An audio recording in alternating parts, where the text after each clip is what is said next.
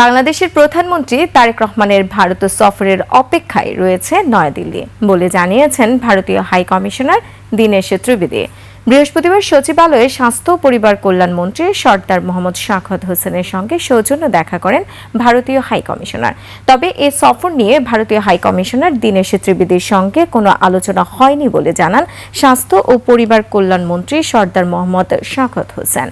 প্রধানমন্ত্রীর ভারত সফর নিয়ে বৈঠকে কোনো আলোচনা হয়েছে কিনা জানতে চাইলে তিনি বলেন, এই বিষয়ে কোনো আলোচনা হয়নি, তবে বৈঠকে ভারতীয় হাই কমিশনার জানিয়েছে বাংলাদেশের প্রধানমন্ত্রীর ভারত সফরের জন্য নয়াদিল্লি অপেক্ষা করছে।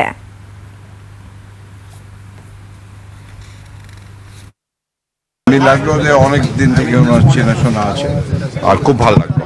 সবাইকে আমার শুভেচ্ছা, প্রীতি, ভালোবাসা। আর আজকে তো বেশি বলার নাই, বাংলাদেশে এসে তার ভালো লাগতেছে, অ্যাজ ইফ এটাই তার দেশ।